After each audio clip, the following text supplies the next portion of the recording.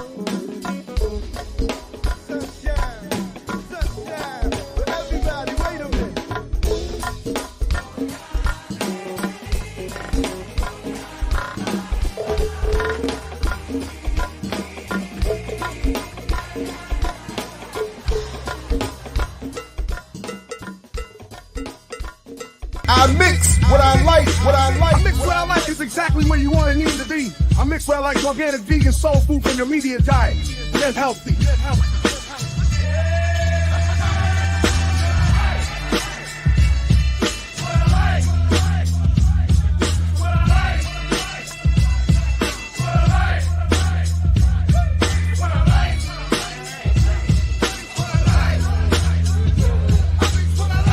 I mix what I like, what I We're like. here on I Mix What I Like. You may check us out on imixwhatilike.org, where you can see all these other shows and what my daddy likes and other cool things. All right, what's up, world? Welcome back to another edition of I Mix What I Like right here on Black Liberation Media. Another lunchtime live featuring, of course, Dhoruba Bin-Wahad. Had to get you as soon as we could. Squeeze it into my lunch break here, but the world is anyway, a lot is going on. Dhoruba, first of all, it's good to see you. Thank you for joining us. Please, Yeah, thank you for inviting me. Thank you for anytime. inviting me, Of course. And as people come on in, please do like, share, subscribe, let people know this is going on, and invite others to join you and support the Patreon and do all of the things. But Dhoruba, yeah, as we were just talking about, my students are coming to class. Some of them are sad. People are scared. There's a lot of confusion. People are So I said, just like we did in when the Orange Man won the first time, and we did, don't get scared, get organized. So I said, So Dhoruba, tell us how you feeling today. I feel wonderful. I know that people gonna say, "Damn, what's up with homeboy?" Listen, man, I woke up with people gnashing their teeth and pulling their hair, screaming and hollering, teetering, jumping off balconies, man, with coffee in their hand, and because the Orange Man, the buffoon, the billionaire, the bogus buffoon billionaire won the Electoral College, and you see like 85 million Americans, a lot of those white folks who. Oh, you hit the mute button. Or you unplugged something. Hold on, Dhoruba. Hold on. Hey, it's and these aren't my scribbles either. My handwriting's not that good, and we were talking about something a little bit different, but I can't erase this. So that's one of the but it does. It's making it's working for a little bit of an impromptu background. Yeah, there you go.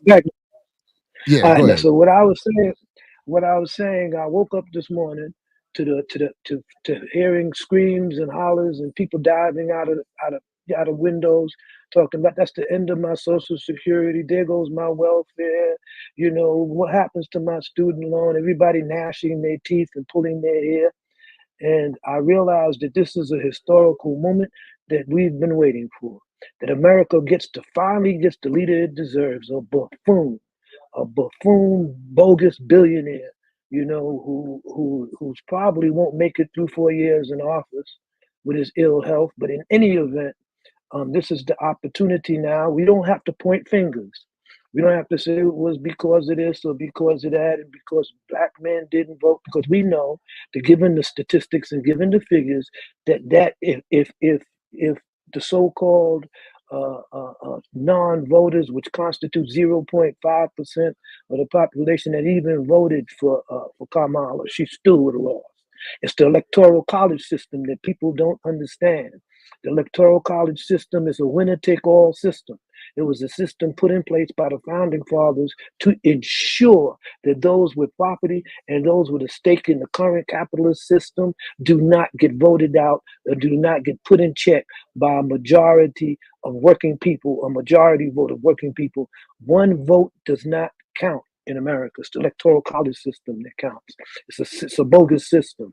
And we could talk about more on that later on. But I think right now is the opportunity, is the chance for all of us to understand why building a united front, what is against fascism and against white supremacy, is so crucial now. Why it has to embrace radical abolitionists and even reform organizations and individuals so that we can build now towards the off year, 2 years from now, that we could perhaps talk about an independent political party, an independent political force, that we could demand things, that we could remove this black comprador class that helped throw away the power of millions of African people down the drain of the Democratic Party. I mean, look at these knuckleheads that's in the Congressional Black Caucus. They were all on board for Kamala. Look at all of these movie stars and activists that was up there twerking on the stage, throwing money at them. All of these knuckleheads that was doing all of this. They didn't put that money and that effort into building an independent black political party or independent political working class movement. They didn't put none of that money behind challenging the military police state and cop cities. They didn't put none of that money into challenging APAC and how they have more control over our black elected officials than we do. Where's Hakeem Jeffries going to be right now? That was talking about Israel today, Israel tomorrow, Israel forever. Now we can get rid of this nigga. We can get rid of this Negro and these proxies. And where are these black elected officials, the most that we've had in the whole history of black people in America? Where are the black faces in high places now? What's their point? How are we organized in the community based on voting for them? How is our community prepared to deal with the pushback and the backlash of fascists and ethno-white nationalism? How are we going to deal with that now? We have to arm ourselves, or we're going to have to harm ourselves.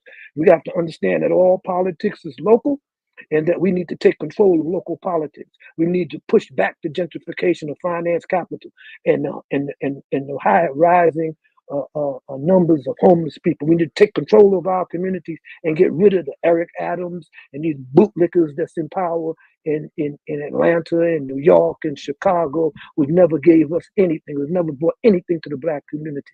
Now is our time. We shouldn't mourn. We shouldn't gnash our teeth. We should organize.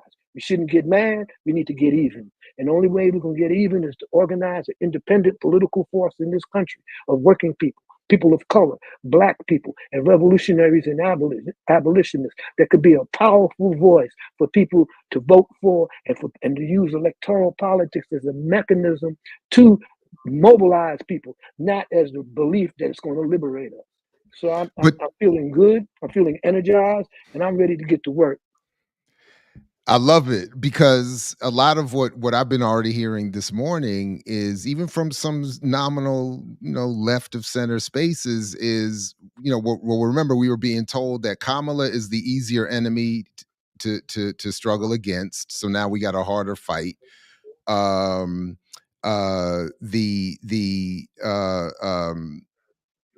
just lost my train of thought. But the point is that there were the point I was trying to get to was that there was a number of things listed as that have been made worse now for us in this struggle, now that Trump has been elected.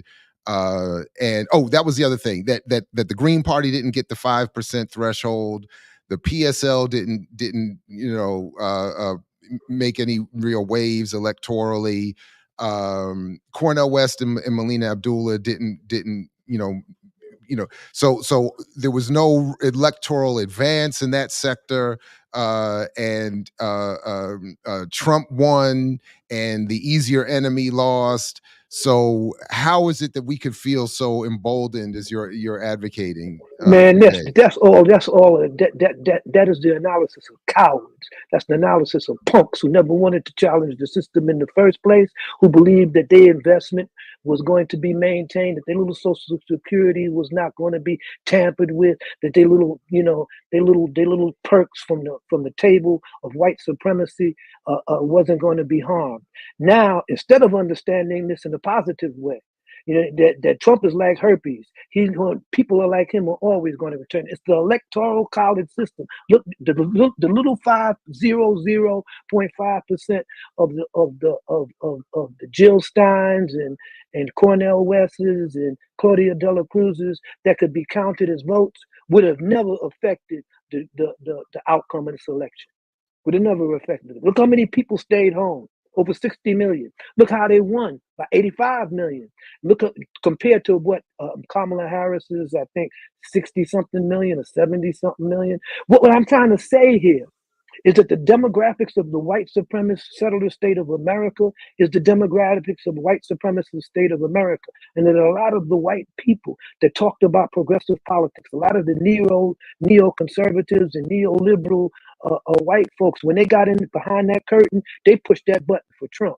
And they pushed that button for Trump because they wanted to maintain the type of hegemony and power of white skin privilege in this country that they fear will be lost as this country becomes more a minority majority society. It's the electoral.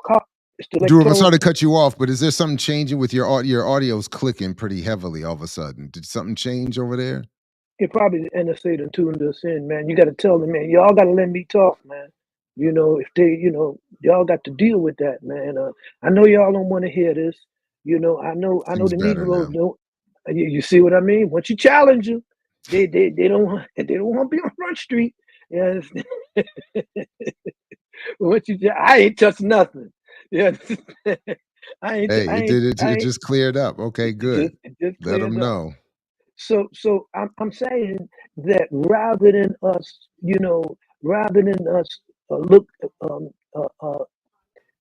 feel defeated, rather than us feel that the greater of two evils won, we need to understand that U.S. foreign policy and U.S. domestic policy would have never changed under Kamala Harris. We need to understand that the institutions of democratic fascism have always been in place and selected the type of leader that could maintain it or in times of crisis. The U.S. empire is in crisis right now. And it's in crisis because of its foreign policies and the crisis of its proxies around the world. NATO is going to lose this war in Ukraine. It's about to go belly up by the end of winter. The Israeli settler state is finished as an entity. It's the pariah of the entire world. The notion of international law and international rules and regulations have been dashed by the Zionist dogs who are bombing and murdering innocent babies and Palestinians in order to steal their land.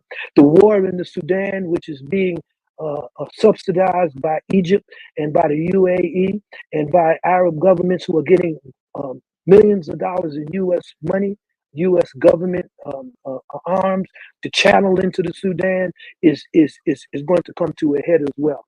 So the U.S. Policies would have never changed under Kamala Harris. They would have just appeared a little less strident, a little less vindictive. However, America gets the leaders that it deserves, and the empire in decline deserves Donald J. Trump. They deserve this piece of shit, and I'm overjoyed that finally that the covers have been pulled off. The ethno-nationalists, the racists who were once marginalized in the 60s, who were considered extremists, are now at the center of government, are now at the center of power. Okay, so there's no more pretending. There's no more dancing around the issues, talking about reform this and reform that. Now we know that the black comprador class that got us into this situation Now it's time to move on them. Now it's time to get them out of office. Now it's time to rid ourselves of the Hakeem Greens and bring back. I'm sorry. Jeffries. I keep doing that to my black brother. I'm sorry. Jeffries. I don't know. I just mix him up. I'm getting old. Anyway, yeah, it's time to get rid of him and the Meek Mills and all these Negroes. In fact, he's no longer the majority leader. He's going to be a minority leader if he's going to be any kind of leader. And they lost the Senate as well.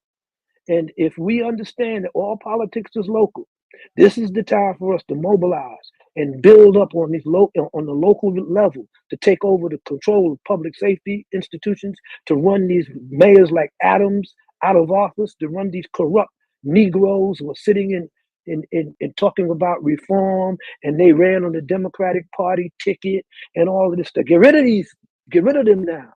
Now we could organize an independent united front. Cornel West, Jill Stein, Claudia Dela Cruz, they all endorsed the idea and the concept of a united front during their campaigns. Now that these campaigns are over, now they could lend themselves to building this united front. Now the Green Party that's registered in 30-something states in the country could put on the local ballots, community control of public safety. Now we can mobilize around these things. There's an enormous amount of opportunities here for those organizers in the community who have been toiling and fighting against white supremacy, against police murder and brutality, against homelessness and disenfranchisement of working people. This is our chance. This is our time. This is now. And we can't talk about how we lost this and we lost that. We were never invested in the first place.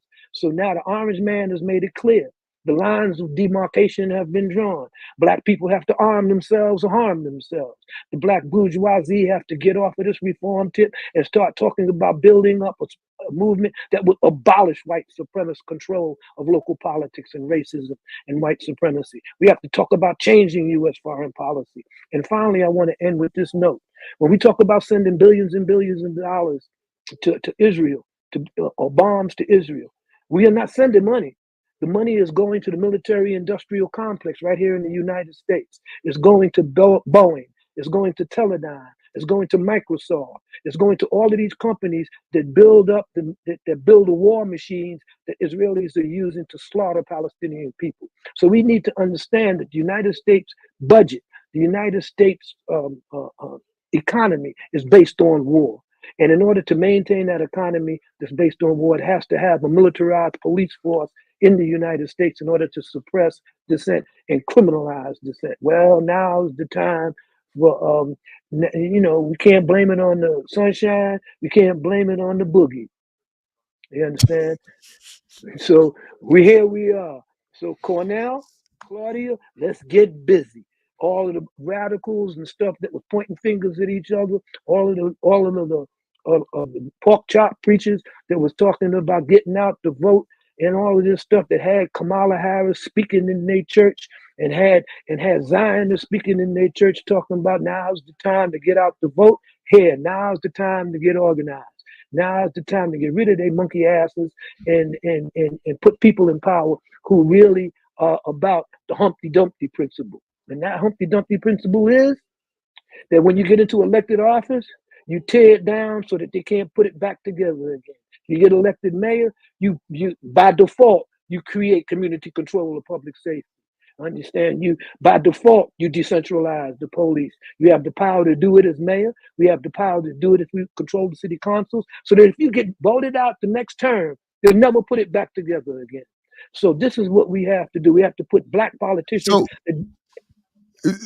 No, I'm sorry. Go ahead. We have to put black politicians. We have to put black activists in positions of local political power who are not looking for a career in capitalist bourgeois politics, but are instead involved in radically transforming the institutions during their term in office to the point where it would be impossible for racists to recapture those offices or for negative forces to recapture those positions and put them back the way they were before. So we all know that reactionary pushback has always come as a consequence of the gains of people of color.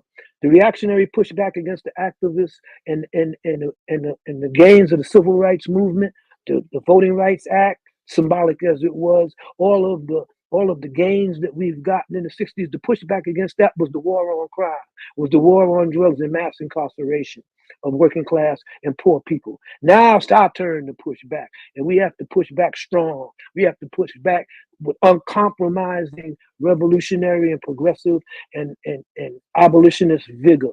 So there's room for all of us in this united front, So I regardless of love your politics.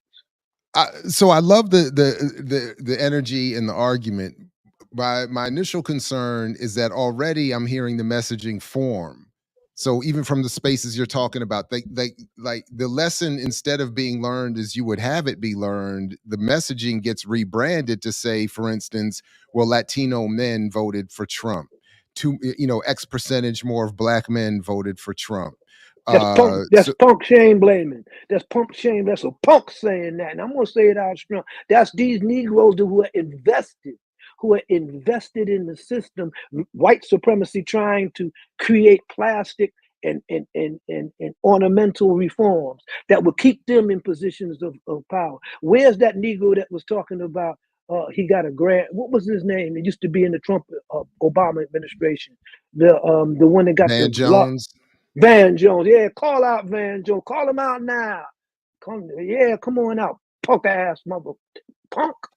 You was down with that. Trump got something for your monkey ass too. You see, him and his police. He's talking about taking the handcuffs off police. He's talking about the largest deportation since Obama. Yeah, bring it on. Bring all of that on, and we're gonna realize that those that like, what is that? What is that? What you gonna do when they come for you? Yeah, Hmm? bad What boys, you? bad boys. Yeah, that's what we got to be. We got to be bad boys and girls now. We got to understand that we have no stake in this system other than the one that we take that we draw out on our own. So I'm saying to those of us who are on the streets organizing that now is your time. Now is your moment.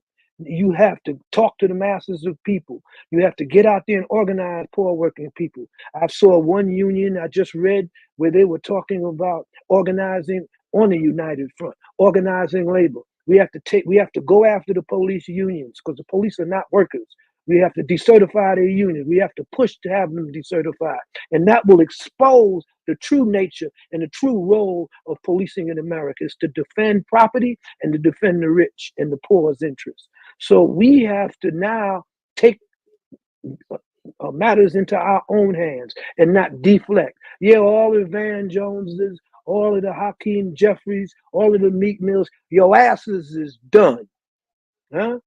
And we need to put in place brothers and sisters who don't care about a political career, who don't care about the Democratic or Republican Party, but instead want to empower poor, working, and disenfranchised people. We're going to be a majority in this country, whether crackers use anti-abortion legislation or not. They're worried about the birth rate because we out produce them. So we need to keep reproducing. We need to keep producing our masses on a industrial level. We need to industrialize our reproductive capacity because now we're going to take over. Now we got the opportunity to understand who's our enemies and who's our friends. We can draw a clear demarcation line between our enemies and our interests. And behind that demarcation line, we need to build a united front. We need to build our own political force so that we could be a monkey wrench in the center of empire as empire begins to collapse around the edges. I love it. I just, again, I'm just hoping that this time around, some of that messaging can get through, and that some of the again that whole everything you just said about the punkishness of the analyses that bring us right back to the same old kind of politics, through blaming one group, blaming this group, never focusing on the failures of all of these lesser of evil politics.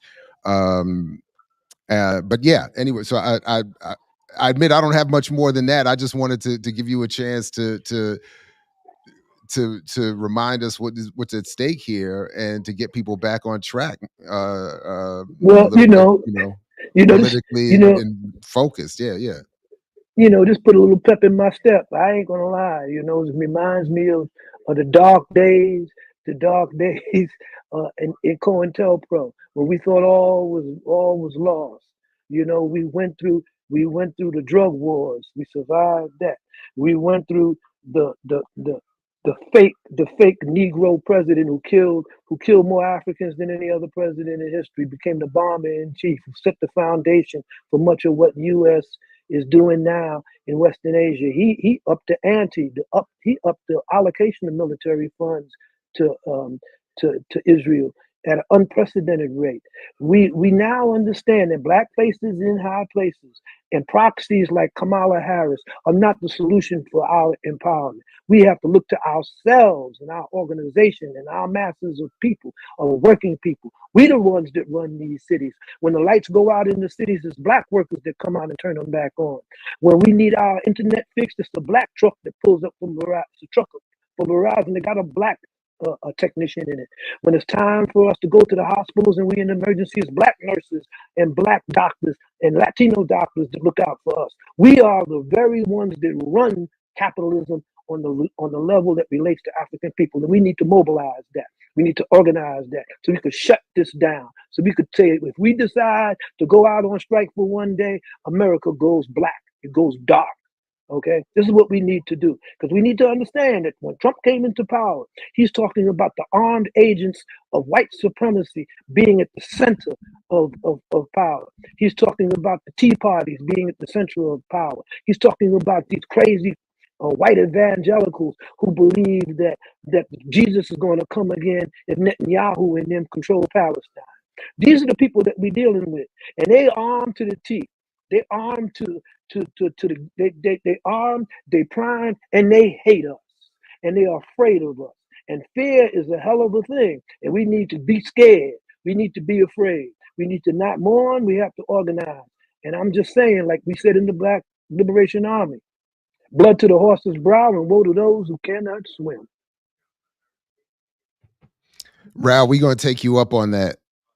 We're gonna get Dhoruba some permanent travel companion audio so that he can be heard loud and clear wherever he goes. Because it is unfortunate to hear some of these audio interruptions. But so yeah, no, I look, I hope this goes, despite those audio issues. I hope that this message goes viral and is heard loud and clear. That is that this comprador class has to be removed, at least in terms of their ability to impact our decision making. And I do hope people get reinvigorated and feel the energy you're offering here in terms of, let's build these alternatives. Let's do something different between now and 2 years, now and 4 years, where we're going to already hear the messages being developed now, which is we have to prevent an extension of what is going to happen over these next 2 and 4 years. We have to come back to the lesser of evil. We need to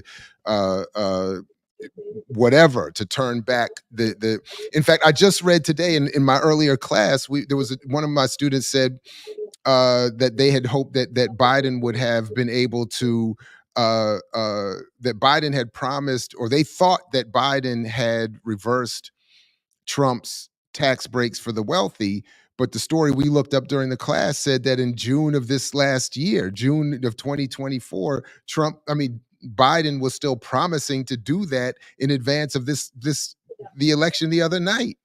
In other words, they hadn't done any of what they had promised they were going to do the last time to get us to vote, to get them folks to vote for them the last time. And then here we are again, having gotten nothing, going to get the response to having gotten nothing is people not coming out in enough numbers to support Kamala, and who had done nothing, presiding under the time, her time with Biden, and then Trump's going to do whatever he's about to do, and we're going to be told to come back again under the promise that they'll fix it the next time. So I'm just saying all that to say, that's because we're listening. Saying. Yeah.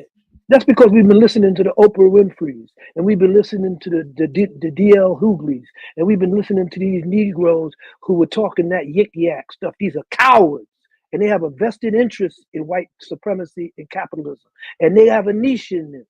Okay, so if we were only being offered to be equal opportunity oppressors. That's what it meant when we was talking about integration, when we was talking about reforms, and now we could sit up in on Wall Street, or we could have black elected officials. That was only cosmetic. We were just being allowed to be equal opportunity oppressors. The system of oppression wouldn't change. Now we need to understand the class differences. That race is not just the issue; it's an issue of class, and we've been led by a misleadership class, by a class that's always been invested in Americanism. If you look at the the NFL commercials on getting out the votes the day before the elections, they had black players talking about we all Americans. When Obama was in office, he was talking about he wasn't just going to pass legislation for black people. He was going to pass it for all people. Kamala Harris said the same thing. So now we have to look after our own interests, because white supremacists, ethno-nationalists, and crazy ass crackers like Donald Trump are not going to look out for our interests. We have to make them understand what our interest is. If we don't get our interest, nothing works. That's how we have to look at it. That's how we have to treat it. If we don't get what we supposed to get, nobody gonna get anything. It's freedom for everybody, or it's freedom for nobody. So we need to understand that, especially now that the United States is involved and embroiled in wars and proxy confrontations around the world, that they cannot win. They have not won a war since 1944. That even rhymes. I might become a rapper. They haven't won a war since 1944. So we need to understand that the United States is in trouble. And that trouble means that they're gonna come down hard on dissent in America. They're going to come down hard on diversity in America. They're going to do that. And that's why they elected Trump. So he could carry that out. So he could, with his buffoon ass, get up there and call people names and all of that stuff. He can do that. But I assure you that by the grace of Allah, neither him or Biden would be running for anything in 4 years. They'd be trying to get in hell, or they'd be trying to get in hell on a pass in about 4 years. Trust me. You know, so it's not about individuals here.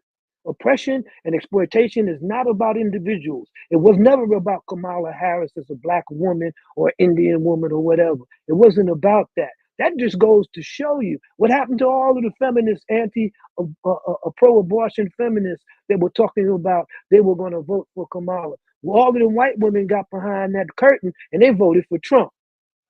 Huh? We don't know what happened behind them curtains. What happens in the dark stays in the dark, I guess. But the fact of the matter is, Scram Jones is, that's Van Jones. I didn't mean Scram. But anyway, Scram Van Jones. You understand? He got his money. You understand, to push that Israeli anti-Zionist, a pro-Zionist line. Now he could take that. He could take the money and run now. Maybe he might come to Ghana and hook up with the black elite there, political elite there in Ghana, to sign the military contract with the U.S. I'm quite sure they'll find a home for him there. You know me, I'm south of the Sahara and the evil Armageddon, flat ass broke. So I'm good to go. So I'm ready for this. I was born for this, and so, I hope I go out with a smile in my face, because I want to go out when I see black organizations, working class organizations, people of color, migrant workers, all of us organized into a political force in this country by the millions, so that we could exert the type of pressure on the duopoly political system to grant us what we need and what we want. And this translates into international solidarity as well.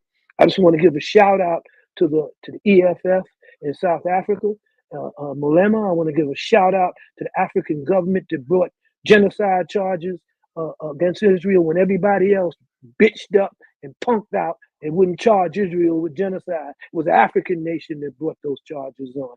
I want to give a shout out to all of those brothers and sisters in the Sahel who sacked the French and sacked the Americans from their territory, who have stopped sending gold and uranium to Europe. They are our allies. Those are the people that we need to support. Those are the people that when we get into positions of power, we have to demand U.S. foreign policy deal with. So we may be down in terms of the electoral system, but we up in terms of the opportunities before us to organize masses of working people and poor people in their own interests. This is our chance. This is our history. And like the poem says, what will our season be? What starts from fear. We have to live and go out and medicate the world with. So listen, you mentioned being broke on the south side of Sahara, sub-Sahara, on the eve of Armageddon. On Armageddon, I'm putting a link in the chat now to your GoFundMe, so we can get some support.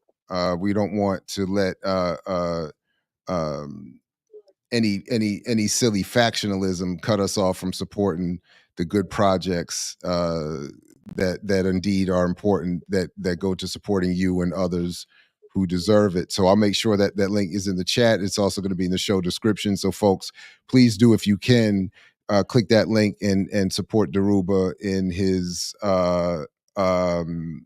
GoFundMe efforts. And yeah, the trolls too. So the trolls that have joined us here, and it's fascinating. The trolls signed up to wait 20 minutes. They subscribed because I set the settings. You got to subscribe for 20 minutes before you could get in the chat. And unless they found a way around it, they subscribe just to wait 20 minutes to hate. So at least click the link and support Dhoruba while you're here. They're not waiting 20 minutes to hate. They're waiting 20 minutes to get a shot in the arm so they can get back up and fight. That's what they're go. waiting All for. right, fair enough. I want to be positive. That's what I said. I don't think There we should be go. pointing. I don't think we should be pointing fingers at any particular faction or group within the Black community that was the reason that the Orange Man won. It's not because he won that. It's because the system is made so that when it's in crisis, the electoral college system could bring along a buffoon or a mass or someone on the mass level that could justify and give voice to white supremacy and the fears of white America. White America is afraid, and in their fear, they got the leader that they deserve.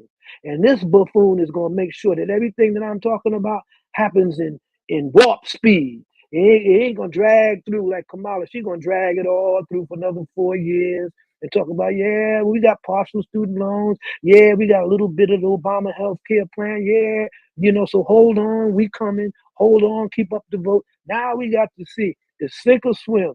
Woe to those who cannot swim. Get in the water and wade like me. Like our ancestors used to say in the darkest hours of slavery, when we was in the fields and we was working from sun up to sundown, and they know they didn't have a shot. They would say, hurry sundown, see what tomorrow will bring.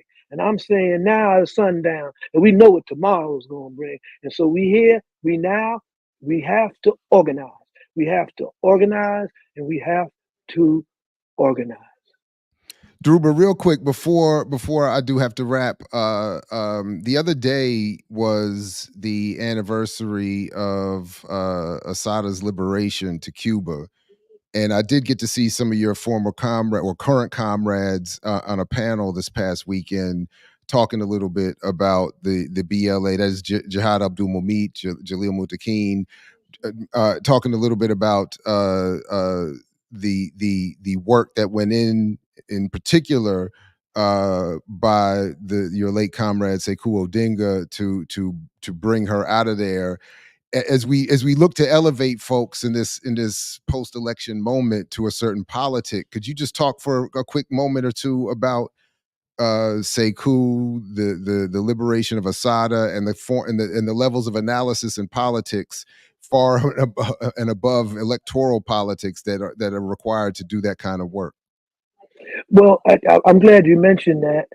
First of all, let me shout out to the Cuban government. They have become the next member of BRICS. Oh wow, I didn't even see that. Yeah, and even Killer Mike came out talking about what is an 80-year-old man doing in prison. He's talking about Imam Jamil Al-Amin. This is Killer Mike, and if you remember, he said, "What is the 80?" And so now he done even discovered Imam Jamil Al-Amin. He's been in prison all this time, and he discovered him. So if you recall, a couple of years ago, we sent an open letter to Killer Mike, to Ludacris, and to another rapper, I forgot his name. And we said to them, Why don't you all use your platform to educate African people so that they would understand, what we are up against in this terms of this political system and everything. They ghosted us. We got together. Killer Mike bounced that he had to go do his minstrel routine, and he left the meeting. Ludacris was quiet as a church mouse. No, so none of them did anything or said anything. So now all of this money that these rappers, put behind talking about Adams is the hip hop mayor of New York. All of these rappers that was dancing on the set, you understand? Now is your time, you understand, to translate those funds and that resources to building a united front, to building an alternative to the duopoly political system. So now is your chance. And if you don't give up the money now, you understand, them crackers are going to take it from you anyway. So you might as well give it up to the movement. These white folks ain't playing. And they're going to come at us with violence. They're going to come at us with the police.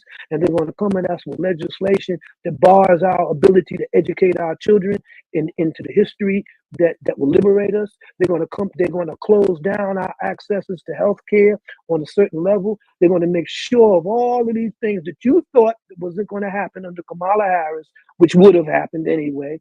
You're going to get these in warp speed. And so now we don't have no time to mourn. We have to organize.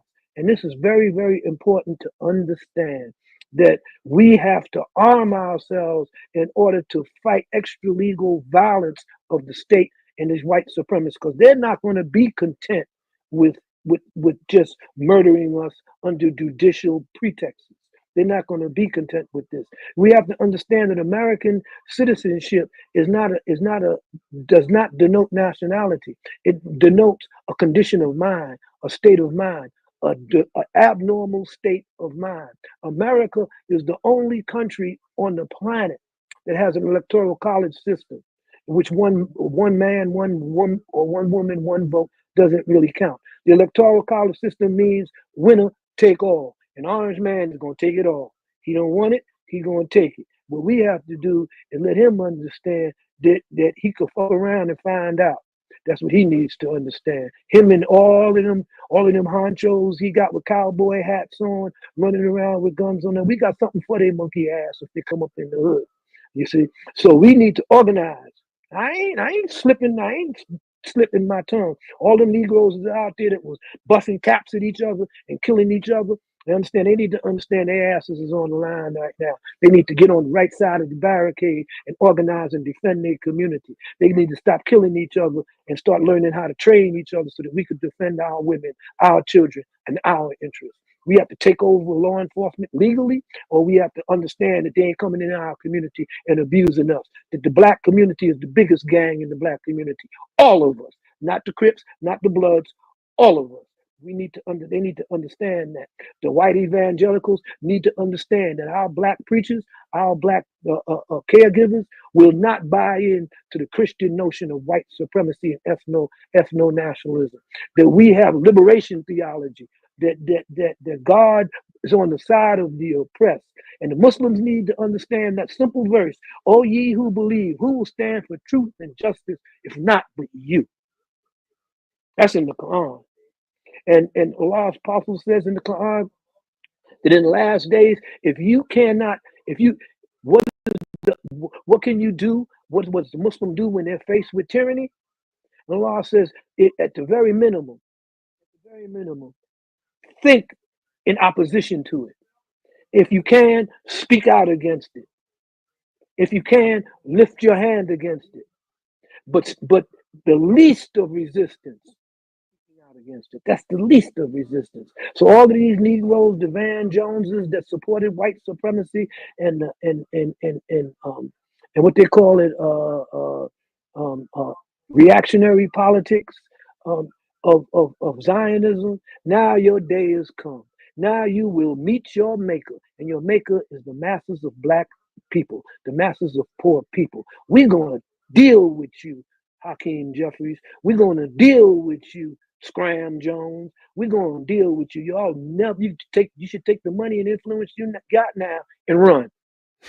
You should run, because now black people, African people, migrant people see what is coming at them. see that the enemy is arrayed against them with power, and they're at the center of this power.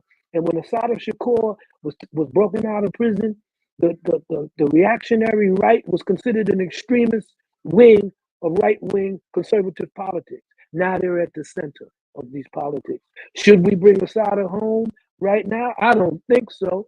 We can't bring her home until we have a revolutionary or at least a progressive government that ends the embargo on Cuba. And the Cubans have been steadfast in relationship to our sister. They will not give up our sister in order to appease the American embargo. They said that, and they have stood by that. And the way they stood by our sister, we need to stand by Cuba. We need to stand by Venezuela. We need to stand by all of these nations in America, in Africa that are resisting French and American and British imperialism. We need to ask ourselves, why is NATO in Africa at the same time as trying to push up on Russia and the Ukraine? What is NATO doing in Africa? What is NATO doing in the Sahel? We need to ask that. And the foremost leader of NATO, the one that calls all the shots, is the United States of America. So it's clear. Our enemies have drawn a clear demarcation line, and they're in power. So like we said, what we're going to do when it comes for you. Dhoruba, I can't thank you enough for joining us. We'll definitely have you back for more as soon as possible.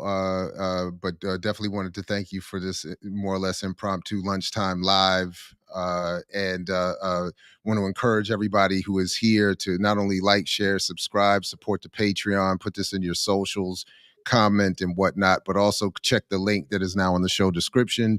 And support Dhoruba in his GoFundMe in any way that you can, because unfortunately this kind of analysis does not come with a pension plan, and we don't have universal revolutionary health care at this point. So whatever you can do, the link is in the show description, and certainly appreciate it. Dhoruba, any at least for today or this moment, last words before we move on?